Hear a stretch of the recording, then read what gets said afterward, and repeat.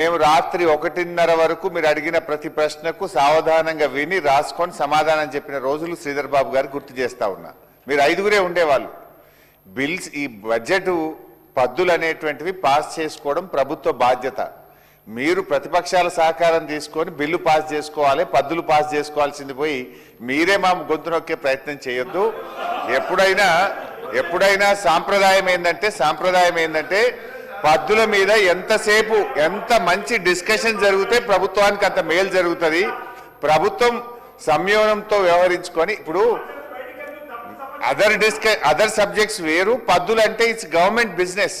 Government తమ యొక్క budget ను శాఖల వారీగా పాస్ చేసుకోవడం అనేది ప్రభుత్వం బాధ్యత. మీరు విప్పులు ఇంకా మమ్మల్ని రిక్వెస్ట్ చేసి మాట్లాడించి మేము ఇంత రాత్రి 9:30 12 గంటల దాకా ఇక్కడ ఉండి సహకరిస్తున్నామంటేనే మీరు మాకు థ్యాంక్స్ చెప్పాలా. అధ్యక్ష, ముఖ్యంగా జిఏడికి సంబంధించి మా సభ్యులు మాట్లాడలేదు కనుక కొన్ని ఎవరైతే మా సభ్యులు మాట్లాడిన అంశాల మీదనే మాట్లాడతాను. టచ్ చేసి చేయకుండా క్లుప్తంగానే ముగించేటువంటి ప్రయత్నం చేస్తా. ముందు ఒకటి నేను అత్యంత ముఖ్యమైన విషయము మీ దృష్టిని, ఎలియా మినిస్టర్ గారి దృష్టిని నేను తేవాలనుకుంటున్న విషయం ఏంటంటే అధ్యక్ష, మన సభా సాంప్రదాయాల ప్రకారంగా when the session is in house no policy decision should be taken outside. అంటే విధానపరమైన ఏ నిర్ణయాన్ని కూడా సభ నడుస్తున్నప్పుడు బయట తీసుకోకూడదు అనేది సభ నియమం. I hope my friend Sridhar Babu will agree. ఈరోజు ముఖ్యంగా జిఏడిని కూడా డిస్కస్ చేస్తున్నాం. ఆ శాఖ అత్యంత కీలకమైన నిర్ణయాన్ని ఈరోజు ప్రకటించింది. బయట పోయి మేము మీడియాలో చూసి వస్తే ఇది సభ మర్యాదను, సభ గౌరవాన్ని తగ్గించేటువంటి నిర్ణయం. అది ఏ నిర్ణయం అంటే అధ్యక్ష, ముఖ్యంగా ఉద్యోగుల పిఆర్సీకి సంబంధించి గత ప్రభుత్వం పిఆర్సీ కమిషన్ నియామకం చేసింది. ఆ కమిషన్ యొక్క టైము 30 మార్చ్, ఈ నెల మార్చి 30వ తేదీతో కమిషన్ యొక్క కాల పరిమితి ముగుస్తా ఉంది. ఈరోజు memo number 3347/844 by the year 2026 మరొక 6 నెలలు పిఆర్సీ కమిషన్ యొక్క కాల పరిమితిని పెంచుతూ ఒక విధానపరమైన నిర్ణయాన్ని తీసుకున్నారు. మీడియాకు బయటకు వచ్చేసింది. ఎట్లా తీసుకుంటారు మీరు? I request the honourable speaker, please give a ruling. ఆ సంబంధిత అధికారులను మీరు కాల్ చేస్తారా, వారికి మెమో ఇస్తారా? ఒక రూలింగ్ ఇచ్చి ఇంకొకసారి ఇలాంటి జరగకుండా విధంగా ఒక స్పష్టమైన హెచ్చరిక ఆ అధికారులకు జారీ చేయాలని చెప్పి నేను కోరుతా ఉన్నా. ఇది సభ గౌరవాన్ని మంటగల్పడం, సభ మర్యాదను, సభ యొక్క విలువను తగ్గించేటువంటి చర్య. అదేదన్నా ఉంటే ఫైనాన్స్ మినిస్టర్ గారు ఈ సభలోనే ప్రకటించాల్సి ఉండే, కానీ బయట అది ఆర్డర్ ఇష్యూ చేసేస్తే ఈ సభ యొక్క మర్యాదను తగ్గించే విధమైనటువంటి నిర్ణయం తీసుకున్నారు. దయచేసి దీని మీద మీరు రూలింగ్ ఇవ్వాలని ఎలియా మినిస్టర్ గారు కూడా స్పందించాలని చెప్పి నేను కోరుతున్నా. అది ఈ రోజు ఇష్యూ అయింది. ఇవాళ మధ్యాహ్నం 12 గంటలకు బయట మీడియాలో వచ్చింది. When the house is in session they should not. దయచేసి దీన్ని నోటీస్ చేయాలని చెప్పి కోరుతా ఉన్నా. అయితే అధ్యక్ష, మరి ముఖ్యంగా ఆ అంశానికి సంబంధించే జిఐడిలో నేను మాట్లాడాలనుకుంటున్నా. రాష్ట్ర ప్రభుత్వం మరి ఈ ఉద్యోగుల పిఆర్సీ విషయంలో ఆనాడు కాంగ్రెస్ పార్టీ మేనిఫెస్టోలో మా ప్రభుత్వం వచ్చిన 6 నెలల్లోగా పెండింగ్ డిఏలు క్లియర్ చేస్తామని, పెండింగ్ బకాయిలు క్లియర్ చేస్తామని, ఉద్యోగులకు మంచి పిఆర్సీ ఇస్తామని చెప్పి కాంగ్రెస్ పార్టీ మేనిఫెస్టోలో చెప్పింది. అధ్యక్ష, ఇప్పటికీ 2 సంవత్సరాల 4 నెలలైంది. ఇంకో 6 నెలలు పెంచిండ్రు. అంటే ఇంకొక 3 సంవత్సరాల దాకా ఇక ఉద్యోగులకు పిఆర్సీ ఇయ్యము అని ఇలా కాంగ్రెస్ పార్టీ నిర్ణయం తీసుకుంది. అంటే ఇది నమ్మక ద్రోహం కాదా అధ్యక్ష? మీరు ఎన్నికల ముందు ఉద్యోగులకు ఇచ్చిన హామీ ఏంటి, భరోసా ఏంటి? ఈ రోజు 6 నెలల పాటు మళ్ళీ ఎక్స్టెండ్ చేసినామంటే ఇక 3 ఏళ్ళు నిండుతుంది. అంటే మీరు 6 నెలల్లో ఇస్తామన్నది 3 సంవత్సరాల దాకా కూడా ఉద్యోగులకు పిఆర్సీ ఇయ్యరు, డిఏలు ఇవ్వరు, పెండింగ్ బకాయిలు చెల్లించరు అనేటువంటి నిర్ణయం తీసుకోవడం ఇది ఉద్యోగులను మోసం చేయడము, ఉద్యోగులను దగా చేయడంగా మేము భావిస్తా ఉన్నాం. నేను చెప్పాల్సింది ఏంటంటే అధ్యక్ష, ఆనాడు గౌరవ ముఖ్యమంత్రిగా ఉన్నటువంటి కేసీఆర్ గారు ఈ రాష్ట్ర చరిత్రలో ఎప్పుడు లేని విధంగా వారిచ్చిన మొట్టమొదటి పిఆర్సీ, తెలంగాణ రాష్ట్రంలో మొదటి పిఆర్సీ 42% ఇచ్చి చరిత్రను తిరగరాసిండ్రు నాడు కేసీఆర్ గారు. రెండవ పిఆర్సీ అధ్యక్ష, రెండవ పిఆర్సీ కమిషన్ ఆ రోజు 7.5% మాత్రమే రికమెండ్ చేసింది. 7.5% రికమెండ్ చేసినా ఇది ఎంప్లాయీస్ ఫ్రెండ్లీ స్టేట్ గా ఆనాడు కేసీఆర్ గారు పిఆర్సీ కమిషన్ 7.5% చెప్తే లేదు వీళ్ళు మా ఉద్యోగులు తెలంగాణ ఉద్యమంలో మాతో పాటు పోరాడినటువంటి ఉద్యమకారులుగా ఉద్యోగులుగా ఈ తెలంగాణ రాష్ట్ర అభివృద్ధిలో భాగస్వాములుగా గుర్తించి పిఆర్సీ కమిషన్ 7.5% చెప్తే 30% ఫిట్మెంట్ ఆ రోజు కేసీఆర్ గారు ఇచ్చారు. అంటే ఉద్యోగస్తులకు గత బీఆర్ఎస్ ప్రభుత్వం 72% ఫిట్మెంట్ ఇచ్చింది. తెలంగాణ ఉద్యమ ఇంక్రిమెంట్ ఇచ్చింది. మొన్న ఎన్నికల ముందు పిఆర్సీ రిపోర్ట్ రావడం లేట్ అవుతుందని చరిత్రలో ఎప్పుడు లేని విధంగా పిఆర్సీ కమిషన్ రిపోర్ట్ రాకముందే 5% ఐఆర్ను కూడా ఇచ్చినటువంటి ఘనత బీఆర్ఎస్ ప్రభుత్వాన్ని. కానీ మీరు ఈరోజు ఇంకొక 6 నెలలు మేము పిఆర్సీ కమిషన్ అసలు అడగకుండానే ఎక్స్టెన్షన్ ఇస్తున్నారు. Commission is ready for giving the report. అంటే మీరు ఉద్యోగులకు పిఆర్సీ ఇచ్చే ఉద్దేశం లేక 6 నెలలు పొడిగించుకుంటూ పోయి ఇవాళ ఉద్యోగస్తులను దగా చేస్తున్నటువంటి ప్రభుత్వంగా మేము భావించాలి. 5 ఏళ్లకు ఒక పిఆర్సీ సార్, ఇప్పుడు మీరు చెప్పిన ప్రకారం 3 ఏళ్ళు అయిపోతుంది. అంటే పిఆర్సీ కాలపరిమితి మూసేలోపు కూడా మీరు పిఆర్సీ ఇచ్చేటువంటి పరిస్థితి కనబట్టలేదు. దయచేసి ఈ అమౌంట్ రద్దు చేయాలని తక్షణమే ఉద్యోగస్తులకు పిఆర్సీ ప్రకటించాలని మీ ద్వారా రాష్ట్ర ప్రభుత్వాన్ని నేను కోరుతా ఉన్నా అధ్యక్ష. అదేవిధంగా ఉద్యోగస్తులకు 5 డిఏలు కూడా పెండింగ్ లో ఉన్నాయి, వాటిని కూడా మేము క్లియర్ చేయాలని చెప్పి మీ ద్వారా ప్రభుత్వాన్ని కోరుతా ఉన్నాం అధ్యక్ష. మరి నిరుద్యోగులకు మోసమైంది అధ్యక్ష, ఉద్యోగులకు కూడా మోసమైంది అధ్యక్ష. ఉద్యోగాల విషయం కూడా జిఏడే చూస్తుంది అధ్యక్ష. మరి ఆ రోజు కాంగ్రెస్ మేనిఫెస్టోలో మొదటి సంవత్సరమే 2 లక్షల ఉద్యోగాలు ఇస్తామని చెప్పి ఈ రోజు వరకు ఇచ్చినటువంటి ఉద్యోగాలు 16,978. ఇది నా లెక్క కాదు. నిన్న గౌరవనీయులు కేటీఆర్ గారు అసెంబ్లీలో క్వశ్చన్ అడిగితే ప్రభుత్వమే ఇచ్చిన సమాధానం, కాంగ్రెస్ పార్టీ వచ్చిన తర్వాత మేము నోటిఫికేషన్ ఇచ్చి మేము భర్తీ చేసిన ఉద్యోగాలు 16,978 అని శాసనసభలోనే నిన్న ప్రభుత్వం సమాధానం చెప్పింది. మీరు చెప్పింది 2 లక్షల ఉద్యోగాలు, ఇచ్చింది 16,978. అదేవిధంగా అధ్యక్ష దయచేసి మేము కోరేది ఒక్కటే, మరి 2 లక్షల ఉద్యోగాలు ఎప్పట్లోకి ఇస్తారు? ఇచ్చిన మాట ప్రకారంగా నిరుద్యోగ భృతి ఇస్తారా? గౌరవ మంత్రి గారు తన సమాధానంలో చెప్పాలని చెప్పి కోరుతా ఉన్నా. అదేవిధంగా అధ్యక్ష ఉద్యోగుల విషయంలో మీరు ఇవాళ రిటైర్డ్ ఉద్యోగులు ఉన్నారు, వాళ్ళ విషయంలో మేము మొన్న కూడా అసెంబ్లీలో అడిగాం. మీ బెనిఫిట్స్ దాదాపు వాళ్ళ రిటైర్మెంట్ బెనిఫిట్స్ వాళ్ళకి రావడం లేదు, వాళ్ళందరూ కోర్టుకు పోతున్నారు. నిన్న మనం పేపర్లో చూసాం అధ్యక్ష, హైకోర్టులో 600 మంది రిటైర్డ్ ఉద్యోగులు పోతే మన ఫైనాన్స్ సెక్రటరీ గారిని హైకోర్టు పిలిచి రాత్రైనా సరే నువ్వు రావాల్సిందే అని హైకోర్టుకు పిలిచి వాళ్లకు ఏప్రిల్ 9వ తేదీలోగా 600 మంది రిటైర్డ్ ఉద్యోగులకు పెన్షన్ బెనిఫిట్స్ చెల్లించాలని హైకోర్టు ఆదేశం ఇచ్చింది.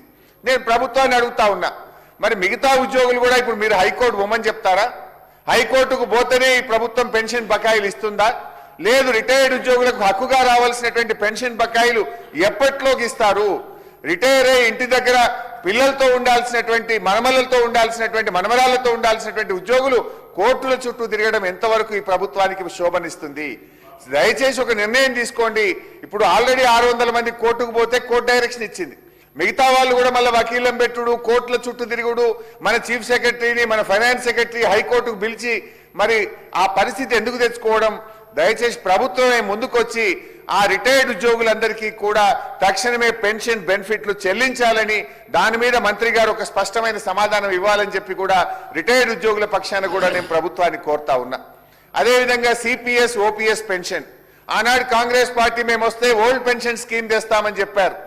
ఓల్డ్ పెన్షన్ స్కీమ్ మీద ఇప్పటి వరకు క్లారిటీ లేదు, పైగా ఆ కాంట్రిబ్యూషన్ కూడా రాష్ట్ర ప్రభుత్వం చెల్లించట్లేదు. నేను మంత్రి గారిని అడుగుతా ఉన్నా, నా దగ్గర ఉన్న సమాచారం ప్రకారం సబ్జెక్ట్ టు కరెక్షన్, తప్పైతే మీరు సరిచేయండి. ఓల్డ్ పెన్షన్ స్కీమ్ తేలేదు కదా, ఈ కట్టాల్సిన కాంట్రిబ్యూషన్ కూడా 1000 కోట్ల రూపాయలు కాంట్రిబ్యూషన్ కూడా కట్టకపోవడం వల్ల ఆ సిపిఎస్ ఉద్యోగులు రోడ్డు మీద పడే పరిస్థితి వచ్చింది. చనిపోయిన సిపిఎస్ ఉద్యోగులకు గ్రాట్యుటీ ఇవ్వడం లేదు, కంపెన్సేట్ ఉద్యోగాలు కూడా ఇవ్వడం లేదు. అది కాంగ్రెస్ పార్టీ మేనిఫెస్టోలో మీరు పెట్టారు. దయచేసి వాళ్ళ గ్రాట్యుటీ ఇవ్వండి, కంపెన్సేట్ ఉద్యోగాలు ఇవ్వండి, కాంట్రిబ్యూషన్ చెల్లించండి. ఓల్డ్ పెన్షన్ స్కీమ్ ఎప్పట్లోగా తెస్తారో కూడా ఒక స్పష్టత ఇవ్వాలని చెప్పి కూడా మీ ద్వారా ప్రభుత్వాన్ని కోరుతా ఉన్న అధ్యక్ష. ఇకపోతే అధ్యక్ష చాలా విషయాలు ఉన్నాయి, కానీ టైంను దృష్టిలో పెట్టుకొని నేనే కట్ షార్ట్ చేసుకుంటున్నా అధ్యక్ష.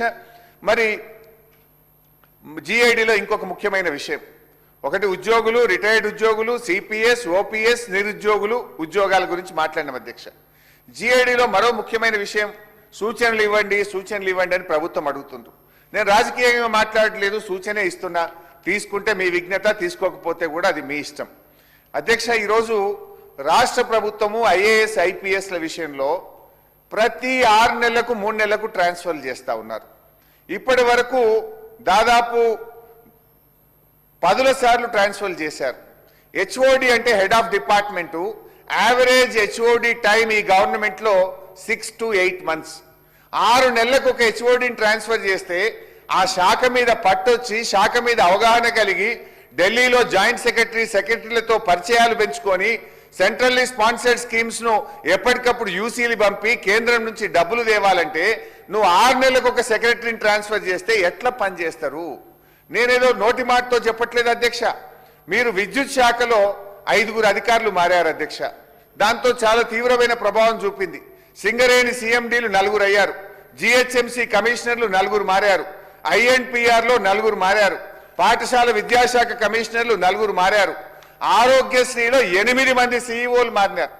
మనం పిఎం స్కీమ్ లో చేరినాము. ఆరోగ్యశ్రీ సీఈఓ ఎప్పటికప్పుడు అప్లోడ్ చేసి ఢిల్లీలో జాయింట్ సెక్రటరీతో పరిచయం పెంచుకుంటే ఢిల్లీ నుంచి రావాల్సిన నిధులు వస్తాయి. మీరు ఉన్న 2 ఏళ్ల 4 నెలల్లో 8 మంది సీఈఓలను మారిస్తే ఆరోగ్యశ్రీ అర్థమయ్యే వరకే వాడిని కుర్చీలకి వెళ్ళి తీసేవట్టిరి. ఎట్లా పరిపాలన ముందుకు సాగుతుంది? దయచేసి మీరు ఆలోచించండి. మున్సిపల్ శాఖలో 5, ఐటీలో 3. ఇవాళ ఐటీలో చీఫ్ సెక్రటరీనే పెట్టిండ్రు. ఆయన 3 నెలలు ఎక్స్టెన్షన్ మీద ఉన్నాడు. ఆ శాఖ అర్థమయ్యే వరకే మళ్ళీ కొత్త సెక్రటరీ వస్తాడు. ఐటీలో 3, మైనింగ్ లో 6, నేషనల్ హెల్త్ మిషన్ లో 3, ఇట్లా 140 మంది ఐఏఎస్లను ట్రాన్స్ఫర్ చేసినారు. నచ్చకపోతే మార్చు. రంగారెడ్డి కలెక్టర్లు 4 మారింది సార్ మీ జిల్లా. రంగారెడ్డి జిల్లాలో 2 ఏళ్ల 4 నెలల్లో 4 కలెక్టర్లు మారుతారా సార్? ఈ రకంగా పరిపాలన ముందుకు సాగుతుందా? ఇది రాష్ట్రంలో మరి ప్రజలు ఇప్పుడు ఒక జిల్లా కలెక్టర్కు జిల్లా మీద అవగాహన పెరిగి జిల్లాలో ఉండే ఉద్యోగుల మీద పట్టు వచ్చే వరకే 6 నెలలు ఏడాది అవుతుంది. మీరు 6 నెలలకు ఒకరిని తీసేస్తే ఆ జిల్లా పరిపాలన ఎట్లా జరుగుతుందో, ఇది రాష్ట్రానికి ఏ రకంగా మేలు జరుగుతుందో కూడా ప్రభుత్వం ఆలోచించాలని చెప్పి కూడా నేను కోరుతా ఉన్నా అధ్యక్ష.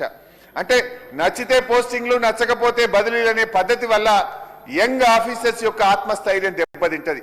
ఐఏఎస్ ఐపీఎస్లు వాళ్ళు కూడా బాగా పనిచేయాలనే ఉంటుంది. ఈ రకంగా మార్చడం వల్ల వాళ్ళ ఆత్మస్థైర్యం దెబ్బతిని రాష్ట్రానికి నష్టం జరుగుతుంది. ఇప్పటికైనా రివ్యూ చేయండి. కేంద్రంతో సత్సంబంధాలు నెలకొల్పుకొని మరి కేంద్రం నుంచి రావాల్సిన నిధులు రావాలన్నా, పరిచయాలు పెరగాలన్నా కనీసం 3 ఏళ్ళు 2.5 ఏళ్ళు ఒక అధికారి ఒక పోస్ట్లో ఉంటే రాష్ట్రానికి మేలు జరుగుతుంది అనేటువంటిది నేను మీ ప్రభుత్వం దృష్టికి తెస్తా ఉన్నా అధ్యక్ష. అదేవిధంగా అధ్యక్ష, ఎక్స్టెన్షన్లు. గతంలో ఒక మంచి అధికారి ఉంటే మేము ఎక్స్టెన్షన్లు ఇచ్చేవాళ్ళం. ఇవాళ మీరు ఎంతమందికి ఇస్తున్నారు? ఒక 6 డజన్ మంది ఐపీఎస్లు ఇవాళ ఎక్స్టెన్షన్ మీద పనిచేస్తున్నారు. 6 డజన్ మంది ఐఏఎస్లు ఎక్స్టెన్షన్ల మీద పనిచేస్తున్నారు. 10ల సంఖ్యలో ఇంజనీర్లు ఎక్స్టెన్షన్ల మీద పనిచేస్తున్నారు. ప్రతిపక్షంలో ఉంటే ఒక మాట, అధికారంలో ఉంటే ఒక తీరనే విధంగా మీ వ్యవహారం జరుగుతూ ఉంది. దాన్ని కూడా దృష్టిలో పెట్టుకోండి. అదేవిధంగా ఫర్ ఎగ్జాంపుల్ ఇంకా బాగా అర్థం కావాలంటే మీ జిల్లాలో ఒక ఎగ్జాంపుల్ చెప్తా అధ్యక్ష. మీ జిల్లా కలెక్టర్ ప్రతీక్ జైన్ అని ఉండేవారు. అక్కడ లగచర్ల ల్యాండ్ ఎక్విజిషన్ జరిగింది. యాజ్ ఎ కలెక్టర్ ఆయన పోయి చాలా హామీలు ఇచ్చింది. అక్కడ మీకు ఇళ్ల స్థలం ఇస్తా, మీకు ఇంత డబ్బు ఇస్తా, మీకు ఇందిరమ్మ ఇల్లు ఇస్తా అని చాలా ప్రామిస్ చేసి కలెక్టర్ తంటాలు పడి ల్యాండ్ ఎక్విజిషన్ చేసిండు. టక్కన ఆయన ట్రాన్స్ఫర్ చేస్తుంది. కొత్త కలెక్టర్ వచ్చాయి. ఇప్పుడు ఆ ప్రజలు పోయి ఆ కొత్త కలెక్టర్ని కలిసి నాకు తెలియదు ప్రతీక్ జైన్ అడుగుపో అంటే ఎట్లా నడుస్తుంది? అంటే అంతా గందరగోళం అవుతుంది. To understand the better things నేను ఎందుకు చెప్తున్నా అంటే, ఒక కలెక్టర్ 2 ఏళ్ళలో 3 ఏళ్ళలో ఉంటే ఇష్యూస్ బాగా రిజాల్వ్ అవుతాయి, ప్రజలకు ఇచ్చిన హామీ అమలు జరుగుతుందని మీకు అర్థం కావడానికి మీ జిల్లా పేరు తీసుకొని చెప్తున్నా అధ్యక్ష. అట్లా చాలా జిల్లాల్లో చాలా విషయాలు ఉన్నాయి, కానీ సమయం లేదు కనుక నేను దాన్ని క్లుప్తంగా చెప్పే ప్రయత్నం చేస్తా ఉన్నా. అదేవిధంగా అధ్యక్ష, ఇదే జిఐడికి సంబంధించి ఇంకో ముఖ్యమైనటువంటి విషయం అధ్యక్ష. మాది ప్రజాపాలన అంటాడు మా శ్రీధర్ అన్న. అసలు మేము ప్రజలే, మేమే ప్రజలు, మాదంతా పారదర్శకత, మాకంటే మించిన పారదర్శకతనే లేదని మాట్లాడితే మా శ్రీధర్ బాబు గారు పదే అంటుంటారు. నేను ఒక విషయం అడుగుతా ఉన్నా. ఈ ప్రభుత్వం వచ్చిన తర్వాత 19,604 జీవోలు ఇచ్చింది అధ్యక్ష. ఎందుకు ఆన్లైన్లో పెట్టలేరు? మొన్న హైకోర్టుకు పోయినరు. ఎర్రోల శ్రీనివాస్ అని మాజీ ఎస్సీ కమిషన్ చైర్మన్ హైకోర్టుకు పోతే హైకోర్టు మీరు 4 వారాల్లోగా మొత్తం జీవోలు ఆన్లైన్లో పెట్టండి అని హైకోర్టు డైరెక్షన్ ఇచ్చింది. 4 వారాలైంది, ఇప్పటికీ కూడా ఆన్లైన్ పెట్టలే అధ్యక్ష. 19,604 జీవోల్లో ఇప్పటి వరకు ఆన్లైన్లో పెట్టింది 3,290 అధ్యక్ష. ఆన్లైన్లో పెట్టని జీవోలు 15,770 జీవోలు ఆన్లైన్లో పెట్టకుండా దాచిపెట్టిండ్రు. 82% జీవోలు సీక్రెట్ గా పెట్టిండ్రు. ప్రజాపాలన అయితే, పారదర్శక పాలన అయితే ఎందుకు 82% జీవోలు, ఎందుకు 15,000 జీవోలను మీరు ఆన్లైన్ చేయలేదో సమాధానం చెప్పాలి. ఇప్పటికైనా ఆ జీవోలను ఆన్లైన్లో పెట్టాలని చెప్పి మీ ద్వారా ప్రభుత్వాన్ని కోరుతా ఉన్న అధ్యక్ష. ఇకపోతే మా గౌరవ మంత్రివర్యులు పొన్నం ప్రభాకర్ అన్నకు సంబంధించి ఆర్టీసీకి సంబంధించి కూడా మా ట్రాన్స్పోర్ట్ కూడా మా పార్టీ నుంచి ఎవరు మాట్లాడలేదు, దాన్ని కూడా క్లుప్తంగా మాట్లాడే ప్రయత్నం చేస్తా. మొత్తంగా ఆర్టీఐ డిపార్ట్మెంట్లో అధ్యక్ష పన్నులు వేస్తా ఉన్నారు.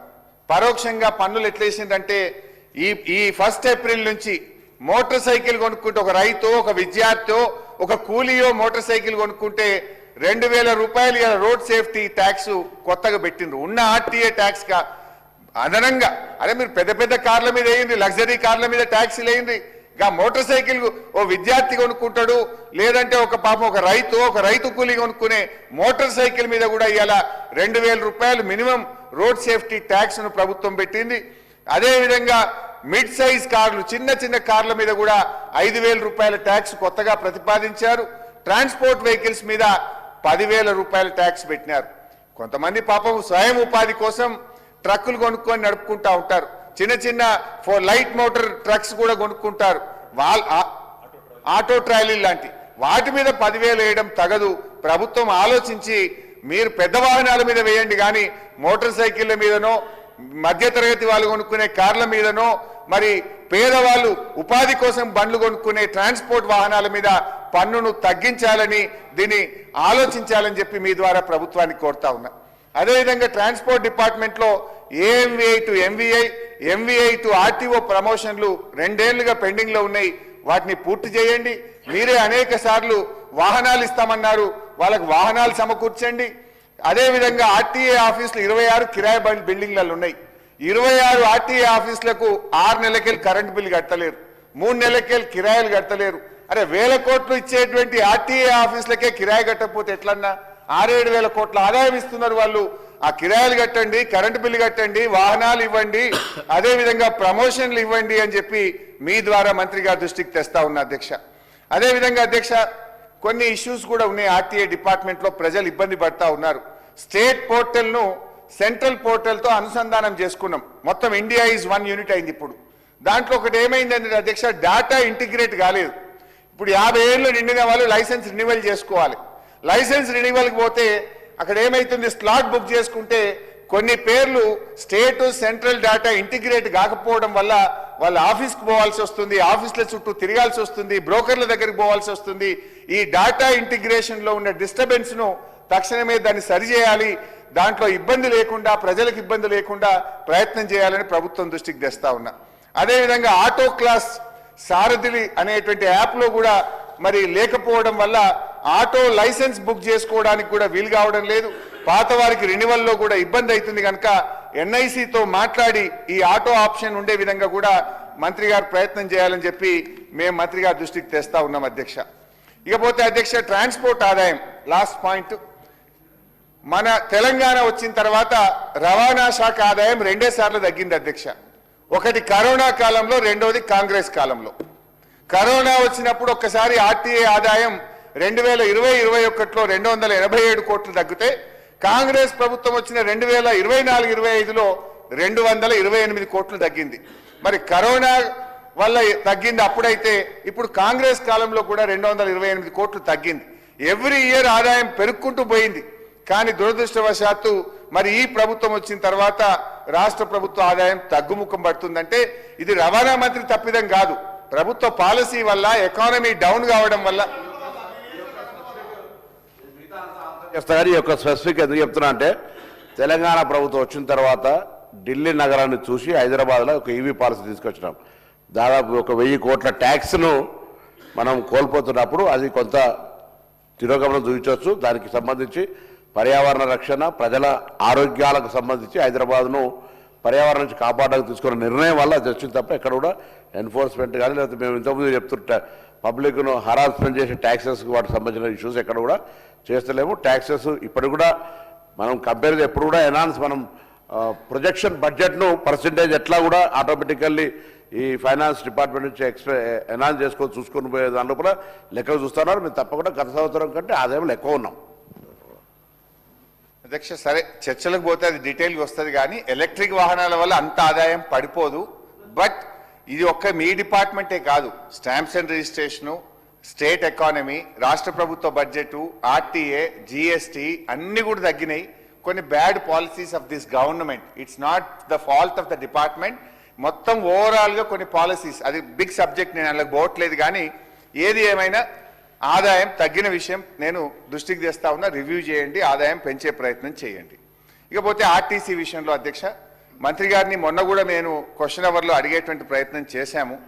సరే స్కీమ్ విషయంలో మాకేం భిన్న అభిప్రాయం లేదు, కానీ గవర్నర్ గారి స్పీచ్లో ప్రభుత్వము 9,222 కోట్లు మహిళలకు ఆదా అయినాయని మీరు చెప్తూ ఉన్నారు. మరి ఆర్టీసీకి ప్రభుత్వం ఎంత చెల్లించింది? నా దగ్గర ఉన్న సమాచారం ప్రకారం 7,275 కోట్లు మాత్రమే. దాదాపు 2-2.5 వేల కోట్లు ప్రభుత్వం ఆర్టీసీకి బకాయి పడ్డది. ఈ ఫిగర్ను మంత్రి గారు చెప్తే బెటర్, వారు అథారిటీగా ఎంత మహిళలకు ఆదా అయింది, ప్రభుత్వం మహిళలు ఇంకా ఆర్టీసీకి ఎంత చెల్లించాలి? ఎందుకంటే అధ్యక్ష, ఆర్టీసీ భవిష్యత్తు ప్రభుత్వం చెల్లింపు మీద ఆధారపడ్డది. ఒకవైపు ఆర్టీసీ లాభాల్లో ఉంది, మా మహాలక్ష్మి వల్ల మహిళలకు లాభమైంది, ఆర్టీసీకి లాభమైంది అంటున్నారు. మరి ఆర్టీసీకి లాభమైతే ఎంతో రాత్రింబవళ్ళు కష్టపడి పనిచేసే ఉద్యోగుల జీతాలు ఇవ్వాలి కదా, ఉద్యోగుల ఎరియర్స్ ఇవ్వాలి కదా, ఉద్యోగులకు పిఆర్సీ ఇవ్వాలి కదా. మా డ్రైవర్ అన్నారు, మా కండక్టర్లు చాలా ఇబ్బంది పడుతున్నారు. ఒకప్పుడు ఆర్టీసీ అంటే ఏముండేదంటే అధ్యక్ష, వాళ్ళ ఓఆర్ కంటే 4 రూపాయలు ఎక్కువ వస్తే కండక్టర్కు డ్రైవర్కు కొంత బోనస్ ఉండేది. ఇవాళ 100% ఓఆర్ వచ్చినా కండక్టర్కు డ్రైవర్కు బోనస్ లేకుండా అయింది. గతంలో అధ్యక్ష నేను ఫైనాన్స్ మినిస్టర్గా పనిచేసినప్పుడు ఆర్టీసీకి బడ్జెట్లో ప్రతి సంవత్సరం 1,500 కోట్ల రూపాయలు పెట్టి గ్రాంట్గా ఆర్టీసీకి ఇచ్చేవాళ్ళము. ఇప్పుడు గ్రాంట్ లేదు, ఇవ్వాల్సిన మహాలక్ష్మి డబ్బులు కూడా పూర్తిగా రాకపోవడం వల్ల ఆర్టీసీ ఉద్యోగులకు నష్టం జరుగుతూ ఉంది. కాంగ్రెస్ పార్టీ ఇచ్చిన హామీ ప్రకారంగా దయచేసి ఆర్టీసీ ఉద్యోగులను ఎప్పుడు ప్రభుత్వ ఉద్యోగులుగా గుర్తిస్తారో ఒక ఖచ్చితమైన డేట్ మంత్రి గారు చెప్పాలని అడుగుతా ఉన్నా. ఆర్టీసీ ఉద్యోగులకు మీరు పిఆర్సీ ఎరియర్స్ ఎప్పట్లోకి ఇస్తారో కూడా చెప్పాలని ఆ ఉద్యోగుల పక్షాన్ని అడుగుతున్నా. వాళ్ళు ఇప్పటికే సమ్మెకు కూడా నోటీస్ ఇచ్చినట్టుగా మీడియాలో చూస్తా ఉన్నాం. వాళ్ళు యూనియన్ అయినా పునరుద్ధరించాలని అడిగినారు. దయచేసి ఆ యూనియన్ పునరుద్ధరిస్తారా, ప్రభుత్వ ఉద్యోగులుగా గుర్తిస్తారా, పిఆర్సీ ఇస్తారా, మీ విధానం చెప్పాలని చెప్పి ప్రభుత్వాన్ని కోరుతా ఉన్నా. అధ్యక్ష, అదేవిధంగా ఆటో సంక్షేమ బోర్డు వేస్తాము, ఆటో కార్మికులకు కూడా 12,000 రూపాయలు ఇస్తామన్నారు కనుక దాన్ని కూడా వెంటనే ఇవ్వాలని చెప్పి ఆటో కార్మికుల పక్షాన కూడా ప్రభుత్వాన్ని కోరుతా ఉన్నా అధ్యక్ష. ఇక థర్డ్ సబ్జెక్ట్ పోలీస్ అధ్యక్ష. పోలీసు కూడా ఎవరు మాట్లాడలేదు సార్, మా వాళ్ళు మాట్లాడిందే మాట్లాడుతున్నారు, క్లుప్తంగా స్ట్రైట్గా అడుగుతున్నారు సార్. నేను లంబా చోడ స్పీచ్ కూడా చెప్తలేను సార్. పోలీస్ అధ్యక్ష, సరే సభ్యులందరూ కూడా పోలీస్ చాలా ఇంపార్టెంట్. మా సబితక్క కూడా చాలా మంచి పాయింట్ చెప్పింది. అన్ని ఆఫీసులకు సాయంత్రం 6 అయితే సెలవు ఉంటుంది, పండుగ అయితే సెలవు ఉంటుంది, కానీ తాళం వెయ్యని ఆఫీస్ ఏదన్నా ఉందంటే అది ఒక పోలీస్ స్టేషన్ మాత్రమే అని మాజీ హోంమంత్రిగా మా సబితక్క చెప్పింది. నిజంగా కూడా వాళ్ళు రాత్రింబవళ్ళు కష్టపడతారు అధ్యక్ష. అయితే పోలీస్ శాఖ బడ్జెట్ తగ్గించారు. 2024-25లో పోలీస్ శాఖకు అయిన ఖర్చు 9,918 కోట్లు పెట్టి మరియు ఆ రోజు ఖర్చు పెట్టారు అధ్యక్ష. 25-26లో చూస్తే దాన్ని 9,589 కోట్లకు ఆర్ఈ పెట్టినారు. అంటే పోయిన సంవత్సరం కంటే పోలీసులకు ఈ సంవత్సరం 400 కోట్లు బడ్జెట్ తగ్గించారు. ఎట్లా సాధ్యమవుతుంది? అసలు జీతాలు పెరుగుతుంటాయి, డిఏలు పెరుగుతాయి, అలవెన్స్లు పెరుగుతాయి, కొత్త ఉద్యోగాలు వస్తున్నాయి, ప్రమోషన్లు వస్తుంటే ఇయర్ ఆన్ ఇయర్ ఖర్చు పెరుగుతుంది. కానీ మీరు 400 కోట్లు తగ్గింపు అనేటువంటిది ఇది ఏం సూచిస్తుంది అంటే ఈ ప్రభుత్వం, ఎందుకంటే నా మాటలు బయట అసెంబ్లీ బయట పాపం పొద్దున 6 గంటలకు వచ్చి రాత్రి 12 దాకా డ్యూటీ చేసే కానిస్టేబుల్ వింటున్నారు, భోజనం లేకుండా వింటున్నారు, రాష్ట్ర వ్యాప్తంగా కష్టపడే పోలీసులు వింటున్నారు. నేను ఎందుకు చెప్తున్నా అంటే యాజ్ అథారిటీగా చెప్తున్నా అధ్యక్ష. నేను ఫైనాన్స్ మినిస్టర్గా ఉన్నప్పుడు డీజీపీ గారు హోమ్ సెక్రటరీ గారు వచ్చి కొట్లాడి మా పోలీసుల సరెండర్ లీవ్ డబ్బులు కావాలి సార్, పోలీసుల మనోస్థైర్యం దెబ్బతినొద్దు అని చెప్పి కొట్లాడి టీఏలు సరెండర్ లీవ్లు తీసుకొని వెళ్లేవాళ్ళు. కానీ ఈ రోజు అధ్యక్ష, ఈ ప్రభుత్వం వచ్చిన తర్వాత ఇవాళ దాదాపు 7 టీఏ బిల్లులు రాష్ట్ర వ్యాప్తంగా పెండింగ్ లో ఉన్నాయి. ఇందులో ఒక్క విషయం ఏంటంటే ఒక్క 3 జిల్లాలకు మాత్రం ఇచ్చారు. అన్ని జిల్లాల పోలీసులు మన పోలీసులే కదా. ఒక ములుక్కో వికారాబాద్కో ఖమ్మం 3 జిల్లాల పోలీసులకు టీఏలు ఇచ్చి 30 జిల్లాల పోలీసులకు టీఏ బిల్లులు ఇవ్వకపోతే వాళ్ళు బాధపడుతున్నారు. మేము రోజు అసెంబ్లీకి వస్తుంటే అన్నా మా టీఏ బిల్లు గురించి మాట్లాడు, మా సరెండర్ లీవ్ గురించి మాట్లాడని బయట ఉండే పోలీస్ కానిస్టేబుల్ రోజు మా దృష్టికి తెస్తా ఉన్నారు అధ్యక్ష. రాష్ట్ర వ్యాప్తంగా 3 సరెండర్ లీవ్లు పెండింగ్ లో ఉన్నాయి, 7 టీఏ బిల్లులు పెండింగ్ లో ఉన్నాయి. దయచేసి పోలీసుల సరెండర్ లీవ్లు టీఏ బిల్లులు విడుదల చేయండి, పోలీస్ బడ్జెట్ లో కోత పెట్టొద్దు అని మీ ద్వారా నేను ప్రభుత్వాన్ని విజ్ఞప్తి చేస్తా ఉన్నా అధ్యక్ష. అదేవిధంగా అధ్యక్ష, రిటైర్మెంట్ బెనిఫిట్లు రాక కూడా ఈ మధ్య కొంతమంది ఎస్ఐలు, ఒక సిఐ వరంగల్లో సూసైడ్ చేసుకున్నాడు. బిడ్డ పెళ్లి చేసినాడు. బిడ్డ పెళ్లి చేస్తే ఆ ఇవ్వాల్సిన కట్నం డబ్బులు ఇవ్వకపోవడం వల్ల ఆ సిఐ గారు ఆ బిడ్డను అల్లుడు ఎల్లగొట్టిండు. బిడ్డ ఇంటికి వచ్చిన వారం రోజులకు ఆ సిఐ గారు సూసైడ్ చేసుకొని 30 ఏళ్లు డిపార్ట్మెంట్ లో పనిచేసిన సిఐ ఆత్మహత్య చేసుకున్నాడు రిటైర్మెంట్ బెనిఫిట్స్ రాకుండా. ఆ పేర్లు కావాలంటే కూడా పంపిస్తా. మైసయ్య, శ్రీనివాస్, ఇట్లా ఒక 10 మంది చాలా ఇబ్బందుల్లో ఉన్నారు. దయచేసి ఆ పోలీసుల రిటైర్మెంట్ బెనిఫిట్స్ కూడా క్లియర్ చేయాలని చెప్పి నేను కోరుతా ఉన్నా అధ్యక్ష. అదేవిధంగా ప్రమోషన్లు, మా ఐపీఎస్ ఆఫీసర్లకైతే టకా ఇయర్ వైజ్ ప్రమోషన్లు ఇస్తుండ్రు. ఎస్ఐ టు అడిషనల్ ఎస్పీ ప్రమోషన్లు చాలా పెండింగ్ లో ఉన్నాయి. ఎస్ఐ టు అడిషనల్ ఎస్పీ ప్రమోషన్లు గత 2 ఏళ్లుగా చేయకపోవడం వల్ల వాళ్ళు తీవ్రమైనటువంటి ఆవేదనలో ఉన్నారు. వాళ్ళ ప్రమోషన్లన్నీ కూడా తక్షణమే పూర్తి చేయాలని చెప్పి ఈ ప్రభుత్వాన్ని కోరుతా ఉన్నా. అదేవిధంగా ఆరోగ్య భద్రత, ఆనాడు బీఆర్ఎస్ ప్రభుత్వం ఉన్నప్పుడు ఆరోగ్య భద్రత కింద పోలీసులకు క్యాష్లెస్ ట్రీట్మెంట్ దొరికేది. ఈ ప్రభుత్వం వచ్చిన తర్వాత ఆరోగ్య భద్రతను 1 లక్ష రూపాయలకే పరిమితం చేసిండ్రు. అంటే 1 లక్ష మీద అయితే వాళ్ళే కట్టుకోవాలి. ఆ పేద కానిస్టేబుల్ కట్టుకోగలుగుతారా అధ్యక్ష? మరి ఆరోగ్య భద్రత వల్ల పోలీసులు ఇబ్బంది పడుతున్నారు. మిగతా ఉద్యోగుల్లాగా వీళ్ళని కూడా ఈహెచ్ఎస్ లో భాగస్వామ్యం చేస్తారా? మరి ఈ ఆరోగ్య భద్రత ఎందుకు 1 లక్ష రూపాయలకు కుదించారు? ఆరోగ్య భద్రత కార్డు తీసుకపోతే ఆసుపత్రులు జాయిన్ చేసుకుంటలేవు. 400 కోట్లు బకాయి పడ్డది, బిల్లులు రాలేదని చెప్పి పోలీసులకు వైద్యం కూడా ఇవాళ నిరాకరించేటువంటి పరిస్థితి ఉన్నది. ఇది కూడా ఒక కానిస్టేబుల్ ఆరోగ్య భద్రతకు నెలకు 1200 రూపాయలు కట్టాడు ఒక కానిస్టేబుల్. వాళ్ళు కట్టిన పైసలకు ప్రభుత్వం కొంత కాంట్రిబ్యూషన్ ఇస్తే ఆరోగ్య భద్రత దొరుకుతుంది. ఇవాళ ఆరోగ్య భద్రత పోలీసులకే భద్రత కరువైంది. ప్రజలను కంటికి రెప్పలాగా భద్రతతో చూసుకునే పోలీసులకు ఇవాళ ఆరోగ్య భద్రత కరువైనటువంటి పరిస్థితి వచ్చింది. ప్రభుత్వం దయచేసి వారికి మంచి వైద్యం అందించే విధంగా ప్రయత్నం చేయాలని కోరుతా ఉన్నా. పోలీస్ శాఖలో కూడా పోస్టింగ్లకు ఒక రేట్లు డిసైడ్ అయినాయి. పెద్ద ఎత్తున అవినీతి కూడా పెరిగిందనేటువంటి ఆరోపణలు కూడా వస్తా ఉన్నాయి. దయచేసి అటువంటిది ఉంటే సరిచేయాలని చెప్పి కూడా నేను కోరుతా ఉన్నా అధ్యక్ష. ఇంకొక విషయం అధ్యక్ష, ఇవాళ హైదరాబాద్ కేసీఆర్ గారిని ఏమనంటే కేసీఆర్ గారి బ్రాండ్ మారుస్తాం, ఆనవాళ్ళు దుడిచేస్తామంటారు. ఇలా హైదరాబాద్ లో ఆనాడు హైదరాబాద్, సైబరాబాద్, రాచకొండ కమిషనరేట్ మేము ఏర్పాటు చేసి చక్కగా జరుగుతా ఉంది. మరి మీకు అది నచ్చలేదేమో. కేసీఆర్ గారు ఆనవాళ్ళు మార్చాలనుకుంటే ఆనాడు కేసీఆర్ గారు ఇన్నోవా బండ్లు ఇచ్చిండ్రు, మీరు ఇంక అంతకంటే టాప్ బండి ఇవ్వండి. ఆనాడు కేసీఆర్ గారు పోలీస్ స్టేషన్ కు 75,000 అలవెన్స్ ఇచ్చిండ్రు, మీరు 2 లక్షల రూపాయలు ఇవ్వండి.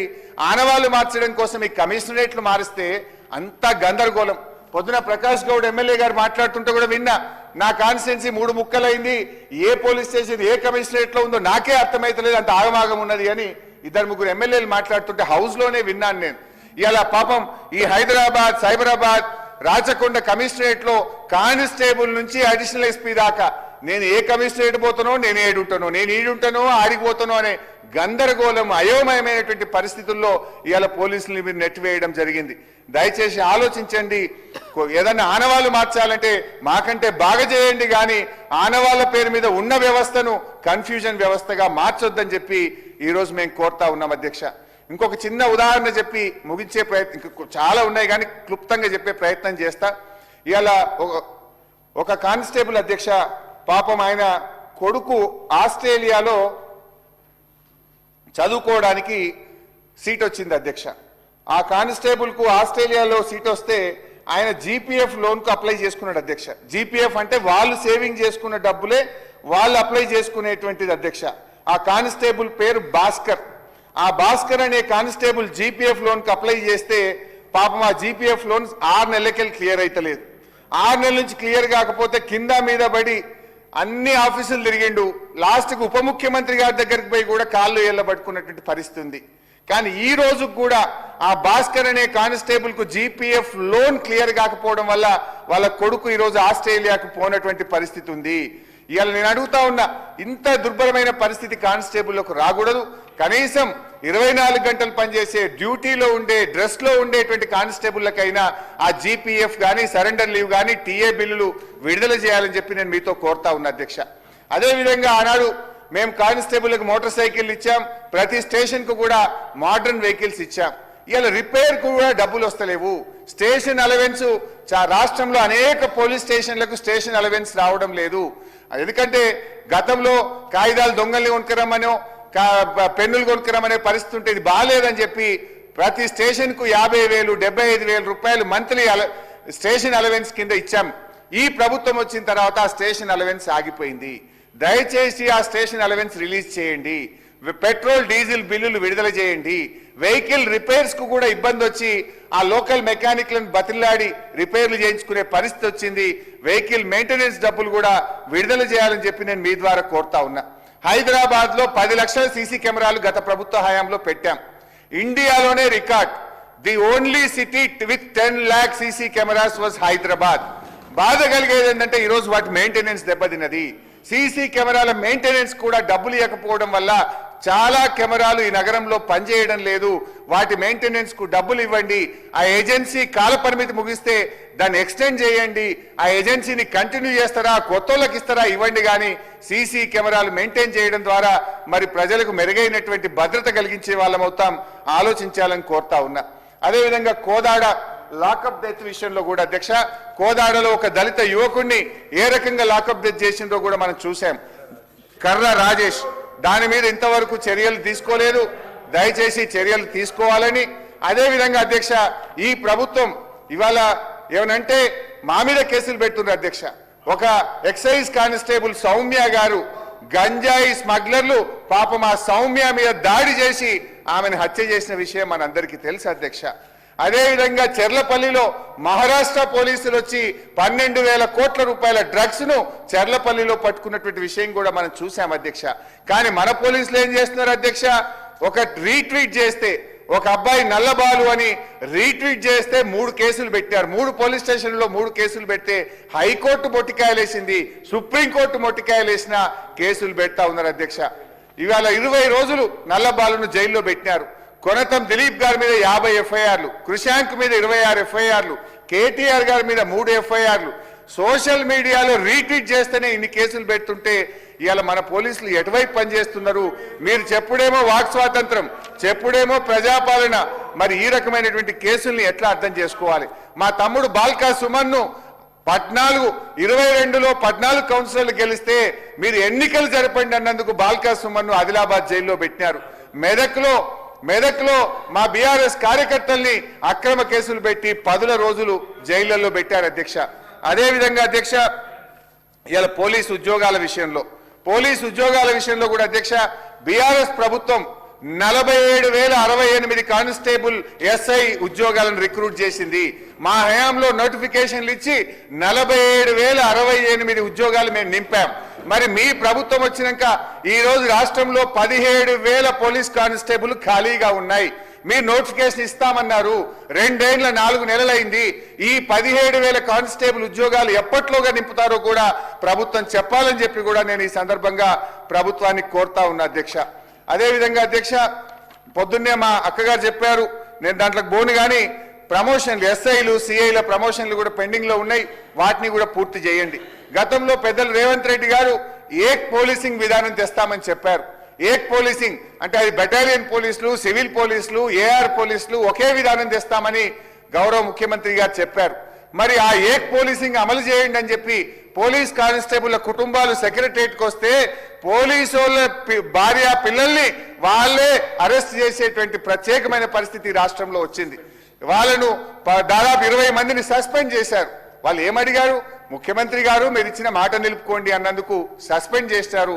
మానవతా దృక్పథంతో సస్పెండ్ చేసిన ఆ బటాలియన్ పోలీసులను తిరిగి విధుల్లోకి తీసుకోవాలని, ఇచ్చిన మాట ప్రకారంగా ఏక్ పోలీసింగ్ ను అమల్లోకి తేవాలని కూడా కోరుతా ఉన్నాం. అదేవిధంగా హోంగార్డులకు సంబంధించి కూడా ప్రభుత్వం చాలా మాటలు ఇచ్చింది. హోంగార్డులకు సంబంధించి కారుణ్య నియామకాలు చేస్తామని, వాళ్ళకు పర్మనెంట్ చేస్తామని, వాళ్ళకి పే స్కేల్స్ ఇస్తామని, కంపాషనేట్ ఉద్యోగాలు ఇస్తామని హామీ ఇచ్చారు.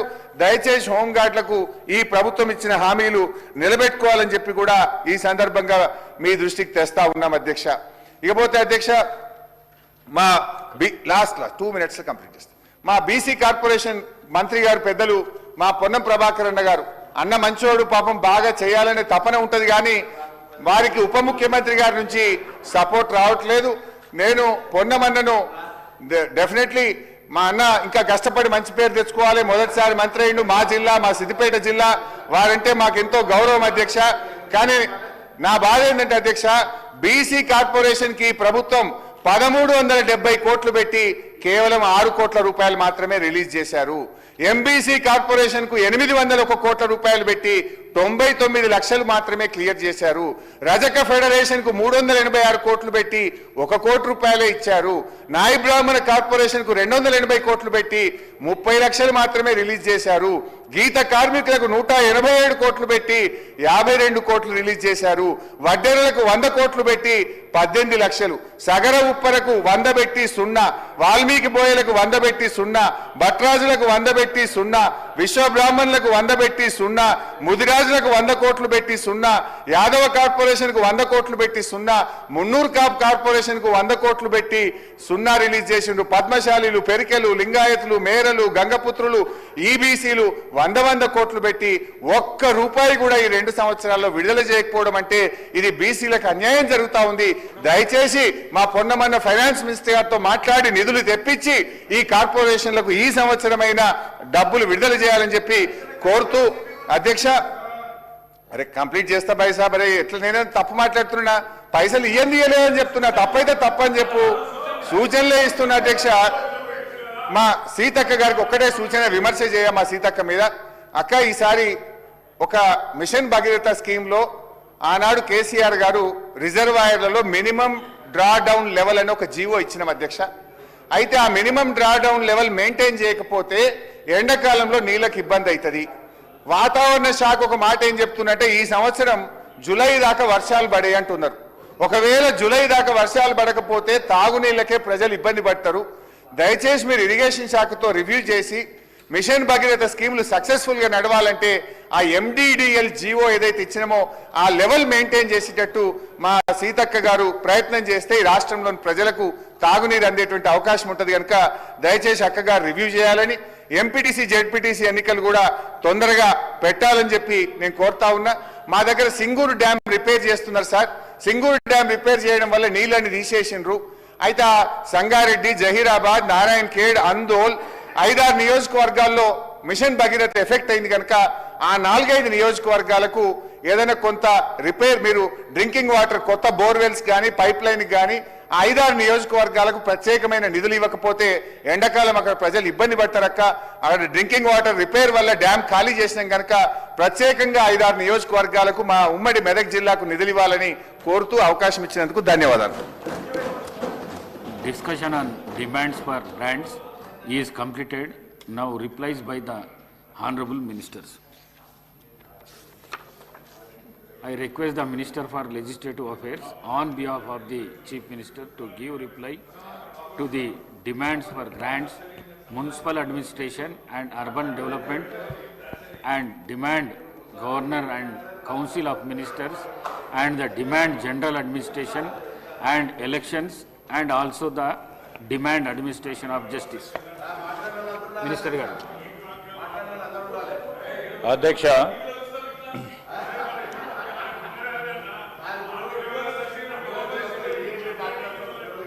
గౌరవ సభ్యులు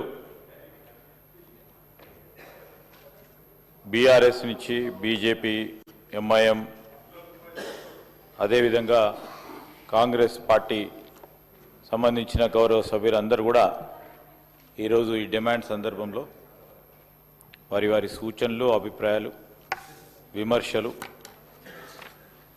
వారి భయాందోళనలు కూడా డిమాండ్ సంబంధించిన విషయంలో వారు మాట్లాడటం జరిగింది అధ్యక్ష. మొదటగా నేను గౌరవనీయులు హరీష్ రావు గారు పేర్కొన్న మెమోకు సంబంధించి, first of all it is not a new policy అధ్యక్ష. It's an extension of the existing committee అధ్యక్ష.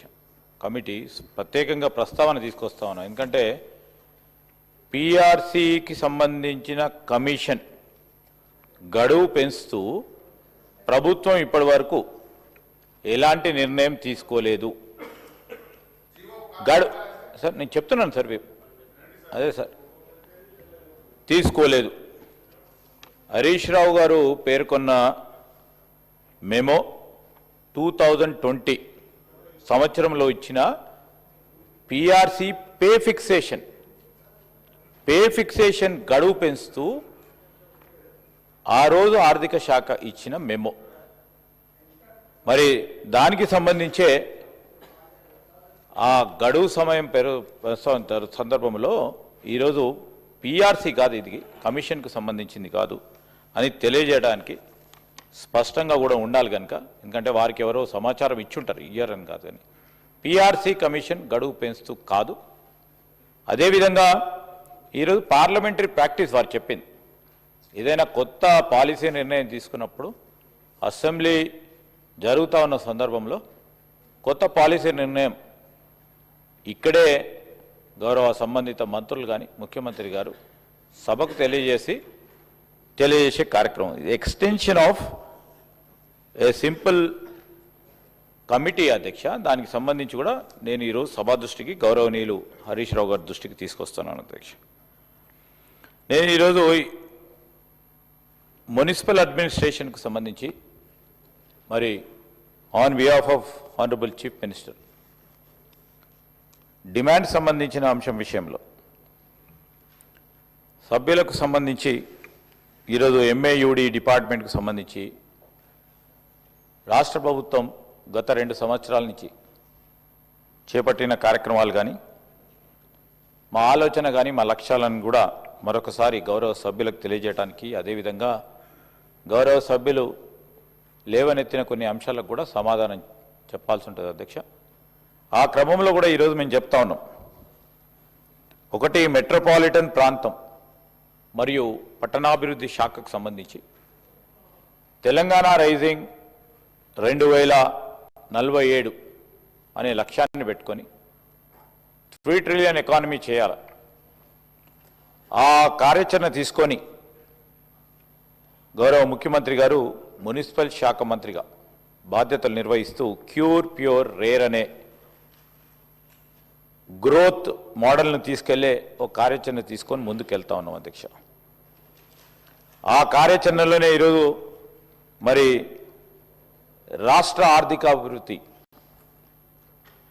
చిత్రం మొత్తం 3 ప్రాంతీయ ఆర్థిక పర్యావరణ వ్యవస్థల చుట్టూ నిర్మించబడతాయి అధ్యక్ష.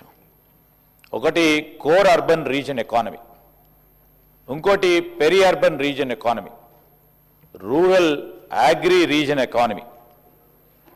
ఇవన్నిటికీ కూడా చాలా సిస్టమేటిక్గా ఈరోజు ఆషామాషిగా కాకుండా ఒక పరంగా మరి మన అందరికీ కూడా తెలుసు, జాతీయ స్థాయిలో అనేక